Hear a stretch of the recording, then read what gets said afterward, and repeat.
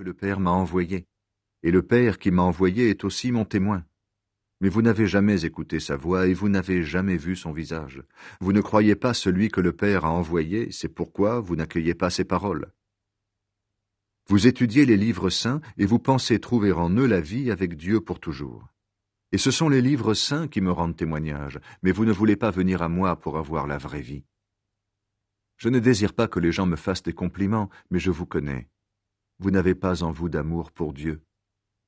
Moi, je suis venu de la part de mon Père, et vous ne voulez pas me recevoir.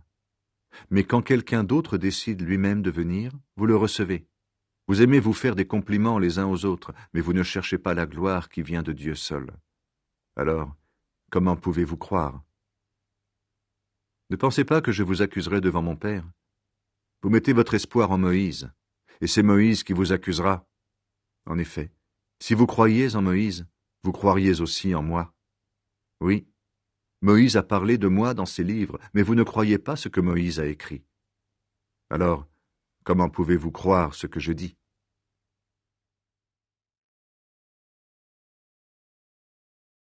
Jésus nourrit une grande foule. Après cela, Jésus s'en va de l'autre côté du lac de Galilée, qu'on appelle aussi lac de Tibériade. Une grande foule le suit. En effet, les gens ont vu les signes étonnants qu'il a faits en guérissant les malades. Jésus monte sur une montagne et là, il s'assoit avec ses disciples. C'est un peu avant la fête juive de la Pâque. Jésus regarde et il voit une grande foule qui vient vers lui. Il demande à Philippe, « Où allons-nous acheter des pains pour qu'ils mangent ?»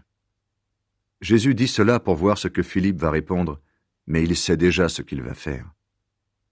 Philippe lui répond, « Même avec 200 pièces d'argent, cela ne suffit pas pour que chacun reçoive un petit morceau de pain. » Un autre disciple, André, le frère de Simon-Pierre, dit à Jésus, « Il y a là un petit garçon qui a 5 pains d'orge et 2 petits poissons. Mais qu'est-ce que c'est pour tant de gens ?» Jésus dit, « Faites asseoir tout le monde. » Il y a beaucoup d'herbe à cet endroit, et les gens s'assoient. Ils sont à peu près 5000.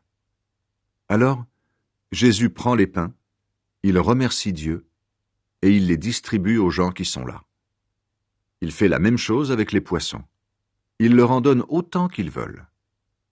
Quand ils ont assez mangé, Jésus dit à ses disciples, « Ramassez les morceaux qui restent, il ne faut rien perdre. » Les disciples les ramassent, ils remplissent 12 paniers avec les morceaux des 5 pains d'orge qui restent après le repas.